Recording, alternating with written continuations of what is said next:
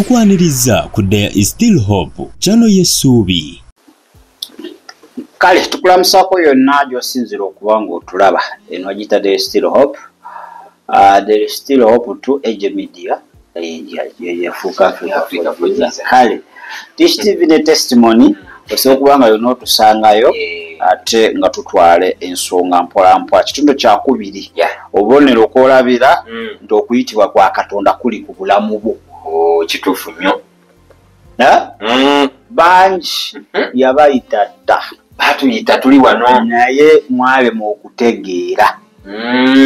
Golooza eddoboozi lya kuvayo mu bbanga liŋŋambe mwana wange omubooti nakutuma okitegeera wange. Waliwo obubonero obumu bwe tulawo obusinga buyinza okuyitira mu ki mu birooto ebyenjawulo. wekiri Akabonero akasooka kw'okwolesebwa okw'okuloota nga oweebwa Bibuli gye bayita bayibuli. Bw'ofuna ekirooto nga bagimpadde oweebwa Bayibuli okwo kuba kuyitibwa nategeera butegeezi okuli ku ggwe. Katonda aba akwesigisiza ekigambo kye era akabonero akalaga nti olina okweteekateeka eri obuweereza bw'aba akuwadde. Abalumi 10:15 Abalumi 10 n'olunyiriro lwe 15 agamba bw'ati era bali babuulira batya nga tebatumiddwa. Era n'agamba bw'ati nga bwe kyawandiikibwa nti ebigere byabwe nga birungi nnyo ababuulira enjiri. Okitegedde? So buli wolotanga oweebwa Bayibuli manya okuyitibwa kwa Katonda kuli kunze kuli ku ggwe. Weetegeke weeteeketeeke Katonda akwesigisizza ekigambo kye okitwale. Ate banaategeera bata nga tobatwalira ekigambo kati baali batugamba nti olujjasi ekyo tebakigamba kugamba olufunye ekigambo. Akabonero akokubiri kwe kuloota nga obuulira oftenly ng'otera okubuulira oba nga oli kugabana n'abooluganda message kiddiŋŋana tera oloota nnyo tuttaawo nga bampadde omukisa nzaabuulira ntuuta si bampadde mukyaki omukisa nzaabuulira wekiri manyi oba kitegeeza ki nange sibitegeera. Katonda ayagala obunye amawulire amalungi. Okitegedde? Kitegeera okwetooloola ensi yonna. So bw'oba ng'ofuna obubonero obwo nga oli kubuulira oli kugabana ekigambo Matayo 28 gye tuba tugenda paka 19 tandika 19 ntandikire ku 18 oba 19 agamba 19 agamba bw'ati kale mugende mufuule amawanga gonna abayigirizwa nga mubabatiza okuyingira okuyitira mu linnya lya Kitaffe Omwana n'Omwoyo Omutukuvu. baba kusindisa abansindise genda. Okitegera? Nkitegedde. Buli wolaba obubonero obwo. Akabonero akokusatu mpulira kwe kuloota bamalayika enjozi mbadde ndowooza baba bazze kunnyamba kumalira ku ntalo manye zinsuseeko. Webale nnyo. Kagamba afuula abaweereza be baki so ojja kubikula Zabbuli 10:4 Zabbuli 10:4 n'olwokuna lugamba bwe luti afuula ababaka be empewo n'abaweereza be omuliro ogwaka. Yegambye empewo ne angels they are ministers. Yes, bamalayika baki baweereza. Kale olwotandika okuba ng'obaloota abaweereza baba balese bubaka baba bakulaga a fellow minister kuba for them they are ministering spirits. Yes, ng'okyali mu mubiri. Nkitegedde. Olwoloota nnyo bamalayika oba olina okuyitibwa kuba kundiko ku bulamu bwo. Tolowooza balese bulese bubaka Gabudyeri alese bubaka Mikayiri alese kuba nantalo zange wekiri. Waliwo baloota nga bategeeza okuyitibwa naye buli obubonero kuliko obukwakulizo.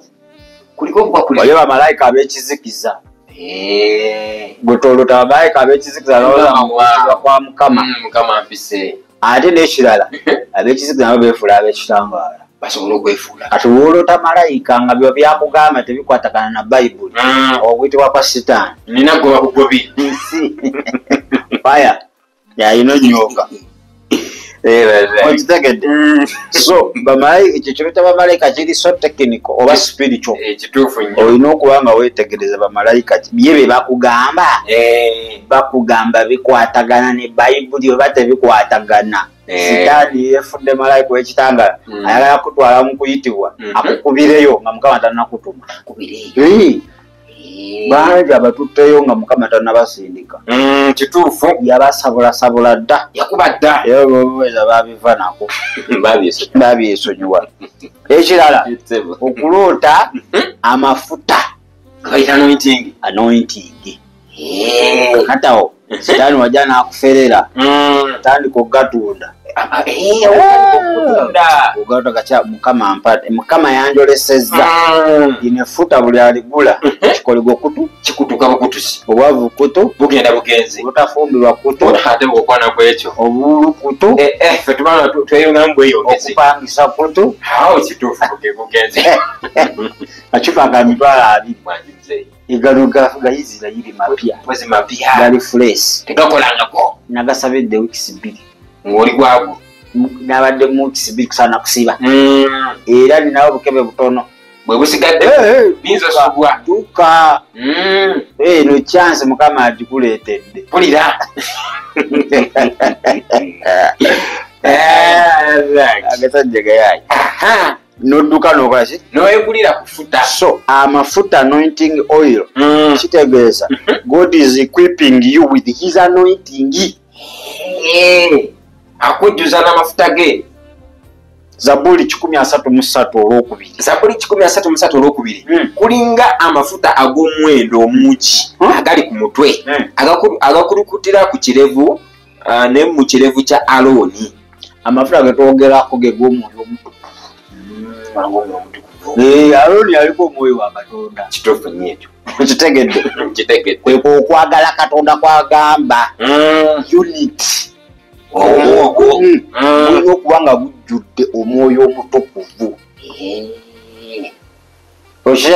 Kitegedde. So okuloota amafuta kitegeeza Katonda ayagala akujjuze to equip you with his anointing, not your anointing, not anointing of your pastor, anointing of someone else, but anointing of the Holy Spirit.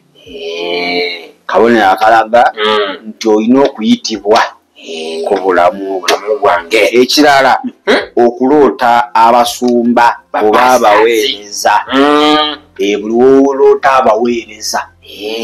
Ndose muweereza Jamiru. Aye olina okubeera careful bwera asigula osesero.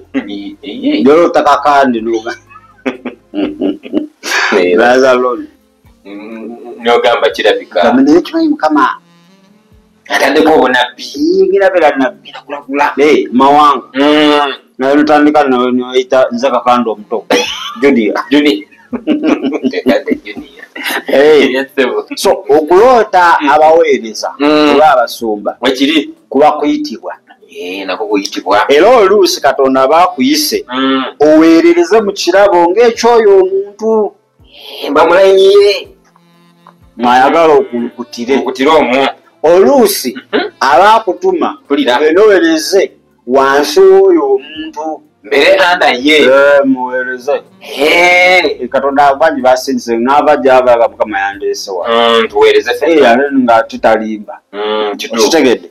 So kuloota omuweereza kuba kuyitibwa Katonda aba akubikulira ekirabo ekiri mu ggwe oba aba ayagala kugatta ku muntu oyo oluusi abeere mentawo akuwagale mwesho ekirabo kuba ye kyaba akulukutira Mukama amukozese akuwagale.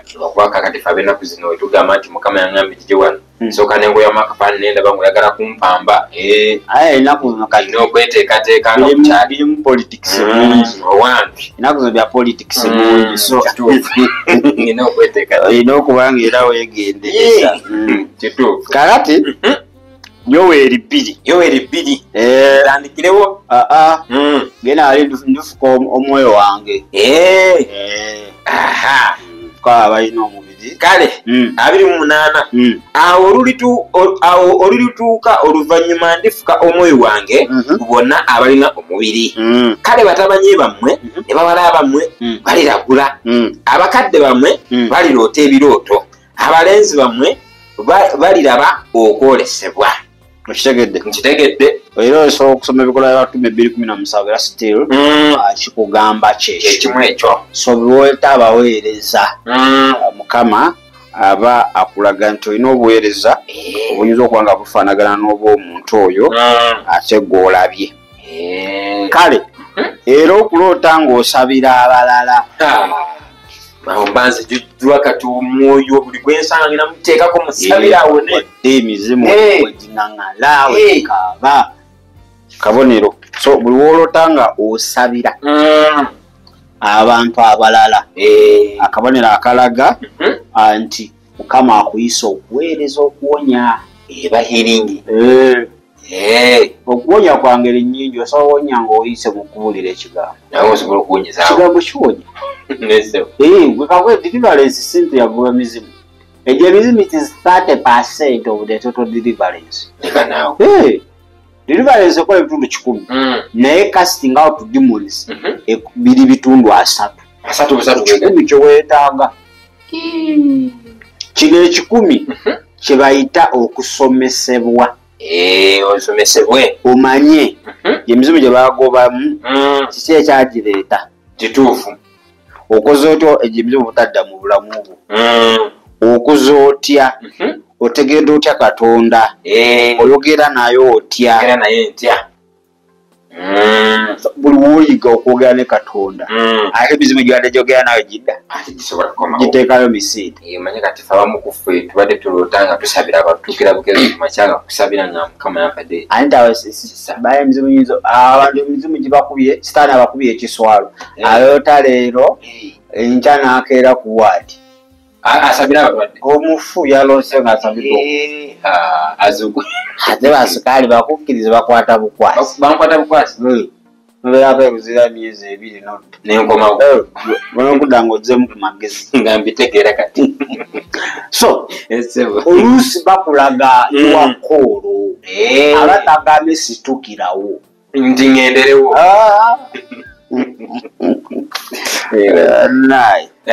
awona akalala okuloota engule crown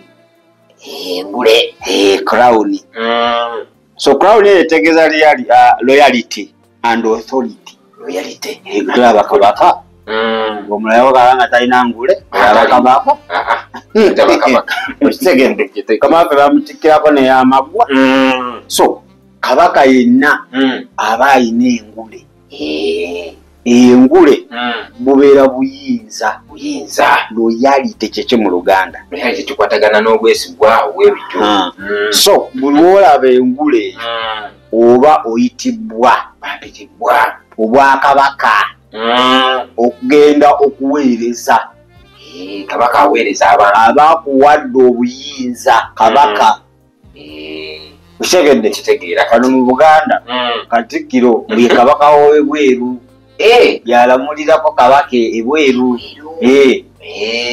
okitegedde kati naawe wano kabaka w'abakabaka abakuwadde obuyinza namulireko waneeno ogende tigomye emizimu nakyo kitegeere ye n'obuli amawulire amalungi osumulule abo bonna kituufu nnyo on his behalf ekitegedde tujja bitegeera on his what behalf ate era akakabonero Katonda abakuyise what we call leadership obukulembeze authority wali omukulembeze atalina authority okuleka mu ggwanga lyemmanyi bakuwa ekifo ekikalu nga tokina mu nga ne aladisa kubooluyi nakuwa minisita naye wano obwakabaka buli wolaba nga ngule leadership obukulembeze obukulembeze Mukama akuyise akulembere banno mu kanisa oyinza n'okiraba ng'akuyita leadership mu kampani gy'okoleramu ng'abukuwadde ate kati bino ebyoto obifula tolowooza nti leadership ebeera mu kyaki mwokka newaka kano ayinza okugamba weerabidde obuvunanyizibwa bwo nga taata olina okubeera omukulembeze mu maka okitegedde kale akabonero akalala okulaba namulondo eri ebadde ngule kati wano namulondo awo ng'otuusewo awo Yokana ayinza okunyonyola n'alaba namulondo so buli woolaba namulondo wabaawo kabaka iwe kiri wabaawo wabeerawo kabaka era wabeerawo obuyinza kituufu nnyo ekyo we bagamba state house kyekikugira mu maaso pulezidenti w'eggwanga Uganda abeerawo nnyo okitegedde era ali abagamba nga entebe muki mu ntebe entebe mu ntebe bagenda entebe mu ntebe abayo kitegedde batontutte nnyo so buli wolaba namulondo Katonda aba akuyise to serve ogenda oweereza ate ekyoze ndi mulonde yakulunze waliwo abeera ku namulondo awo nga teyalondebwa ng'onoonyawo waliwo namulondo kati ng'eyo akabaka ba Buganda abo babeerawo bonna process tebakusanga ku kkubo nti kati wange jangu otwegatteko olagawa timbadde ngenda keno kati gwe mumbowa bintu bya process ovaawa oli mwana wange ebyo byonna nebakukebera endwadde kabaka tomusiiga asima niyinza omusiiga asima yinza omusiiga asima ekirwadde ekyo nti omusiiga gundi namusuna namukwata byonna olina okubeera ng'olyerese n'okuba ng'osamira nabyo bakakeberaako kale balero omulokole abakume kabaka nina omusabira ebizibu byonna gyegirina okwogera togera gigoba bugobi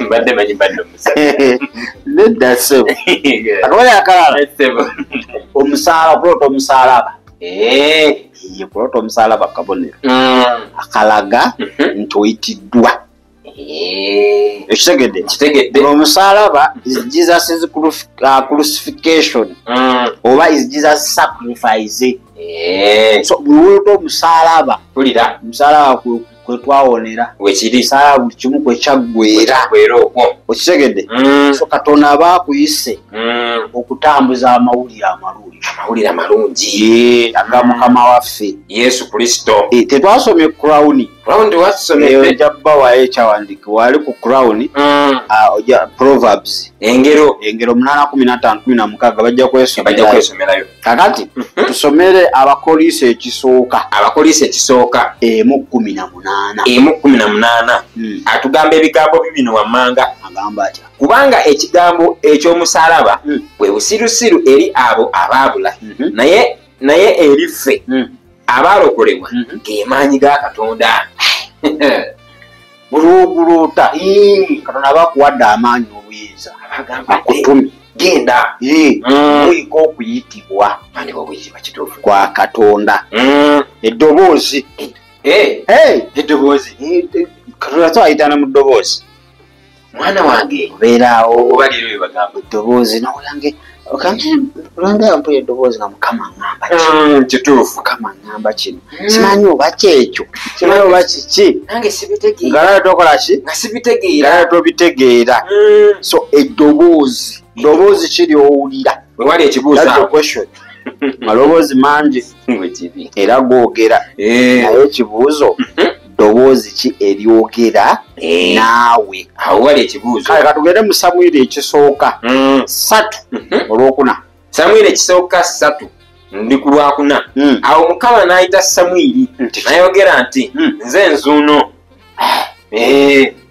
okuva awo Samwiri yafuuka Samwiri nabbi one of the greatest prophets of God mu Isirayiri yali Samwiri oyo kituufu nnyo ekyo ekyagede yawulira ki eddoboozi kati woowulira kugamba woowuliranga eddoboozi togumyaki mutima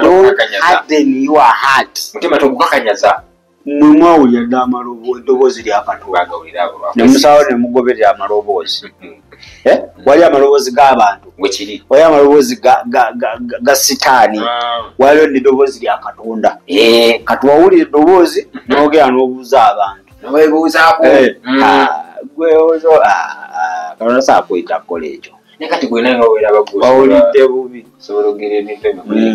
nze engeri kyenkolabamu oli kino ndi kino nakuwaawo anakunnyonnyola okusinza ku magezi ge oyogedde njogedde kale singa kujja nakusesenkana singa ebintu bya singa nduwala nowava nodomera nova ku ddoboozi nogenda ku maloboozi wowuliranga eddoboozi lya Katonda genda eri omuntu alitegeera bweriba likulemye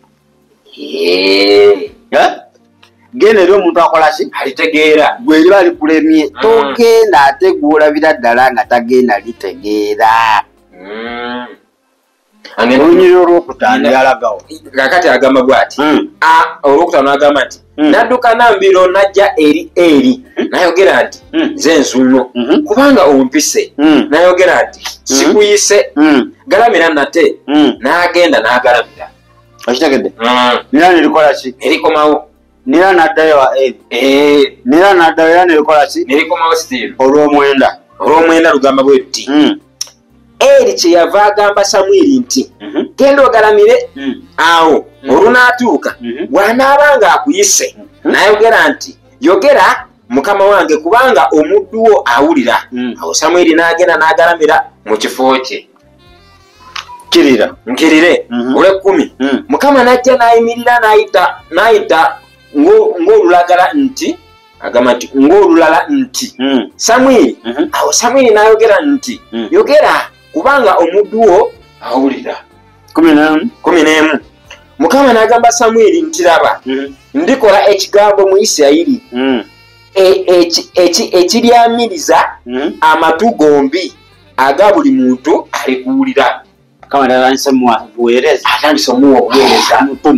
amutumye yamala ategeera ddoboozi n'agamba nze nzuuno naye wali mu kusooka yetabitegeera n'agenda ow'omuntu asobola omuyamba ategeera era yenanga kuluno wajja mugambe nze nzuuno omuddu yogera kakati gwe ddoboozi olifuna nga tolitegeera olagawa ate waluganda oba babuuza abanne ku mulimu abatamanyi na bya ddoboozi lya Katonda bembuuza ati wamma ofuna ekirooto bweki tekitegeeza kugenda kutereeza bijja ate nalaki tebannakusuula ddalo tebannakugira keera kumakya ngulayo embuzi ey'ebitanga mugenda ku bantu abafu ne babatomeza ne muleka abantu abashi ate abatuufu okuloota eddaala kyebayita ladda eddaala eryo oyambuka toloota ng'okkirira nakwambuka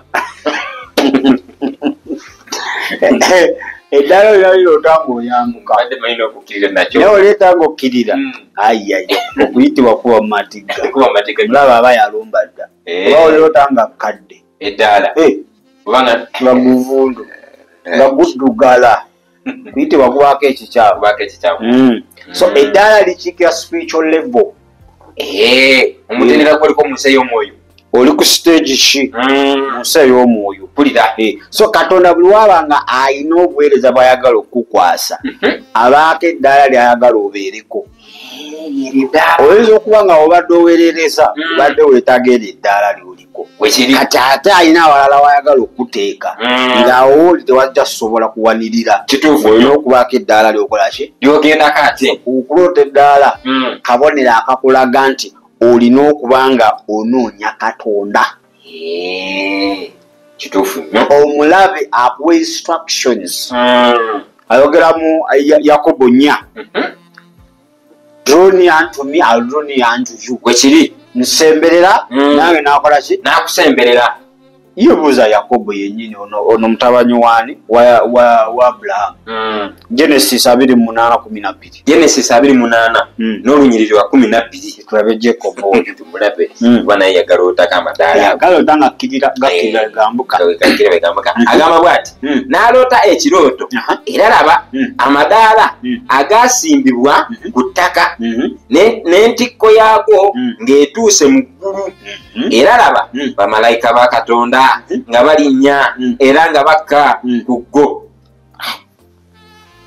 baleeta bubaka okuva awo otandika okulaba obulamu bwa Yakobo bwe bwatandikira okuba nga bukyuka ekituufu era awo n'ateekawo ne weema okitegedde amadaala gakulaga wawoolaga okuyitibwa okukuliko kikyoteekeddwa okuba ng'okola ki ng'okola okitegedde so Katonda aba akugamba levo gy'oliko vaawo waliwo ekiyinza okuba nga kijja naye nga tekigenda kukuleka nga wekikusanga ku levo ekigenda kukuba kikuleke wansi ayagala oyambukeko so wekijjira nga you have the ability ng'olina obusobozi to hold it okiwanirira okitegedde eyandika binyo ojja bisoma Peetero ekyokubiri 3:18 Abakolisaayo ekisooka 13:11 Abefeso 1:9-11 ojja kuba ng'okola ki ng'ate mbisoma ng'osomawo kabona akanaasembayo leero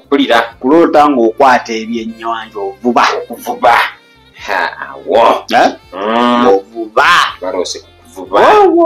ne mulayo ovuba nga ate gwe oba okwata bukovu Buganda wange kaba kabi bano bakwata mpuuta okwata mukene bano basikayo bati bakwasiza gwe tekuli Buganda wange olina okuba ng'osaba okuba ng'osaba kubanga okuloota ebyennyanja 1 kikiikirira gospel ugenda kubuulira njiri kuvuba myoyo nali kikane God's provision n'obugabirizi ekyennyanja bugabirizi bwennyini obwo naye olina okuba nga oli kumaze okwata naye nga wave oba ennyanja eri kaamu nga nteefu okitegedde wali buzibu bwonna tokwata bifu olina kuba nga biramu kakati tusomere Matayo 4:19 gamba ebigambo bino n'abagamba nti mujje muyite nange ndibafuula abavubi b'abantu bali ba Peetero yazali ku byennyanja byabwe agamba mujje bano olwaleero gakuvuba myoyo mugenda kuvuba kati myoyo obuliro obulidde so obufuna kuba kuyitibwa kwennyini kutolooza nti kimanyi Mukama nga mwentandika bizinesi y'ebyennyanja nigulewo omudaala nsika empuuta eyo budagala mubanga newola ssente Mukama yandaze bizinesi omanyi kakati tulina bana abatuyambako Mukama ndaga oli muweereza w'amaanyi ekya nentandika nempeereza Mukama ayogedde ati omugulu obuwizi yakugamba buli kintu kirinaki ekiseera kyake kalaza okulaga kati oliko obuweereza naye ng'ogenda butandika 2027 nga walina obutandikira kati wanaakulaza otandike kwetegeka guli omwaka gwena otuuka wotandikira nga you are fit and prepared naye akati ekizibu kyakina nti omuntu wamuyita kati ekyenakuba ebbaati kati mwebwate gatwanguyira nnyo sakunyumiza omusajja Mukama amuyita agende Sweden naawe wamunyumiza abulire enjiri agera ku kisaawe kulinnya nyonyi talina passport talina visa talina kintu kyonna bamubuuza ate kikimbu eza Sweden ezisimbawa nti ziziri wali eri nti ate passport wati wayogera Mukama Katonda kusindisa Sweden buulira atwala luzira obusiru bumugwevu bakubira Serwadda yabo kima omulaluwo kubanga atuwenzeeko bali nyenyonyi nga tebalina naye kyali kituufu lwakuba teyategeera biro teyabitegeera naye ebiro ebituufu ebyatuuka si bwe yagenda omwana nanja kasitani ayagala mutwala avundire mukomera abeereeyo gwe kuti ogupapya abantu negubakolaki negubajja ku mulago gubatomeza. Kale abaana bawali ku TikTok bubonero 12 aboolaba nti okuyitibwa kwa Katonda kuli ku bulamu bwo. Obubonero akasooka kwe kuloota Bayibuli ng'oweebwa Bayibuli Abalumi 10:15. Obubonero akokubiri kwe kuloota ebirooto ebiddingana ng'obuulira enjiri oba oliko abooluganda b'osharinga nabo ekigambo. Matayo 28:19. Obubonero akokusatu kuloota bamalayika. Olina okwegendereza bamalayika ki. Wali abekizikiza ate wali abefaananiriza ajja noloza nti malayika wa musana naye ng'ate ali kulimba byonna byaggambye kasa obitambulirako ogenda kutomera. So you have to examine byaggambye n'ekigambo kya Katonda. Zabuli 14 olunyiriro olwokumeka olwokuna. Obubonero akokuna okuloota amafuta anointing oil. Abantu b'obulimba bwe batandikira okugatunda kama yandaza akabonero ak'okusumula abantu mu ggwanga lyonna. Twala 2 eccupa genda kukutula ebikoligo byonna ebyewamu ebyobujjajja ebyobukojja okulemeseza okufumbirwa obuwuulu obugumba okuzaala abaana nga akubalirawo ebintu aguze buto wa bidiko namuleetera mu bucupa. Kale Zabuli 133 Mukama abakolaga agenda kubanga equipping kyekyo mu Luganda akuteekateeka ate osobole okubanga ate okolera mu mafuta ge. Aga mafuta alikulaga okukolako omwoyo omutukuvu. Talikulaga gano mafuta ga bulijjo okuba akozesa bino ebintu by'osobola otegeera amangu. Ekirala okuloota abaweereza oba abasumba. Naye naawe olina okwegendereza musumba ki w'oloota wanabbi w'obulimba mayasana ayagala kusabula n'okuloota abasumba kabonero akalaga olina okuyitibwa oluusi nga Katonda akuyitira mu kirabo ekyo pasita oyo gw'olose kyakulukutiramu. Kitegedde oba akuyise omuntu oyo nga Katonda gamukozesa akuteeketeeke akuwe mentorship osobole okuba nga ate oweereza Mukama. Ebikolwa by'abatume 2:17 alifuka omwoyo we kwabo abalina omubiri ki n'omusaayi. 6 okuloota ng'osabira abantu abalala. Kabonero akalaga Mukama ayagala okukozesa okusumulula bantu bangi. Abikolwa by'abatume 13:3 Yesu Omunazaalesi yafukibwako amafuta n'atambula ng'akola bulungi ng'asumula abo bonna abajoogeddwa omulabe Setaani. Akabonero ak'omusanvu okuloota engule. Engule ekiikira loyalty and authority. Katonda aba akuyise okubeera omukulembeze leadership. Engero 8, 15, 16. Akabonero ak'omunaana okuloota namulondo. Teri namulondo etaliiko kabaka. Osobola oyitibwa mu bwakabaka okuba ng'otwala amawulire amalungi obeera chosen. Akabonero ak'omwenda okuloota omusaalaba.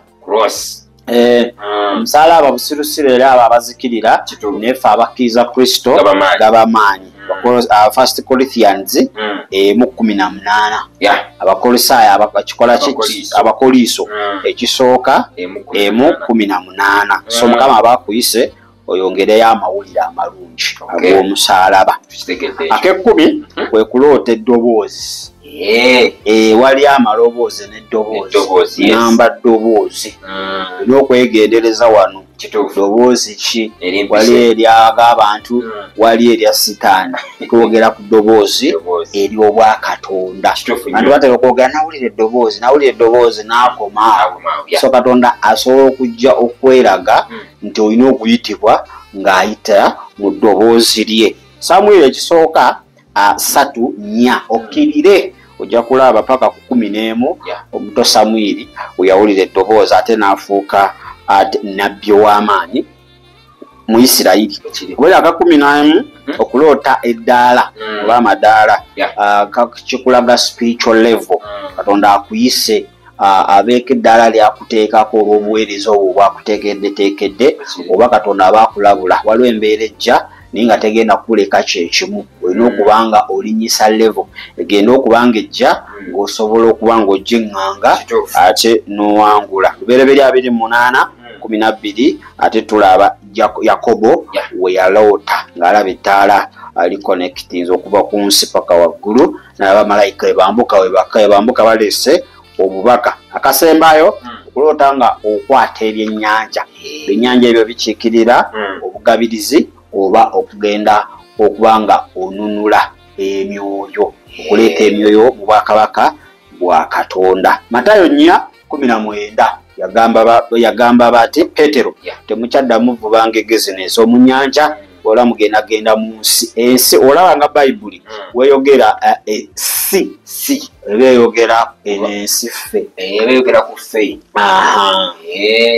kuba bageyanga mu nnyanja ne bavubayo so kati olaba oluusi ennyanja eba ekiikirira nsi buli woloota ng'olaba ennyanja etabanguse omanya ensi oba obulamu bwo obwa bulijjo bw'otambulamu waliwo obuzibu. So naffe tukugamba akwetaaga era engeri gy'oyinza muweerezaamu nga tomaze kuba ng'okola ki omukkiriza. Bano Petero batuma basooka kuleka byabwe ne bakkiriza omwana wa Katonda omulamu bw'atyo n'abatuma mu nsi zonna. Naawe akutuma olunaku olwaleero kasita onokkiriza gamba kasowulira ng'eddoboozi lye ate tokalubya mutima ali kumulyango konkona anaamugulira mweteefuteefu okuba nga alya naye olwaleero ekiro ng'oli kusapayo lya naye yayagala kubanga ate ajja akola amaka mu ggwe si kukyala bukyazi wabula agenda kukola amaka atuule omwo Katonda kitaffe Katonda omwana ne mwoyo mutukuvu babeere mu ggwe basooke bagaziwe bati kati sitana naayitawa ojja kuba talina waayita. Gamba Yesu olwaleero nze gy'oli obulamu bwange beera omulokozi era mukama waawe kama negana sitaani ebikolwa bye mwoyo mutukuvu anuŋŋamye byonna bye naakola. Kristo Yesu mwana wa Katonda omulamu. Amina. Kale ndowooza tugenda kubanga ate twetoololamuko katono we tunadda tujja kudda ne kye tuyita Joalad Art asobole okuba nga ate twogera mpolampola ebirooto nabyo tukyabirina tujja kuba nga ate tweyongerayo nabyo. Naku lw'enkyalo ojja kuba lwa Sande mugende mutendereze omutonzi yonna gy'onaagenda omwoyo mutukuvu ejjajja okuba nga ate akuluŋŋamya. Katwetoololemuko katono mu aba YouTube tukomawo katusigaze bannaffe abali ku mukutu ogwa TikTok. Shalom. Webale kulaba There is Still Hope. Okumanya ebisingawo tukubire ku 0752 34 14 47 oba ku 0761 08 83 15. Osobola n'otufuna ku email eya tshitv74@gmail.com. Eno ye There is Still Hope, channel y'essuubi.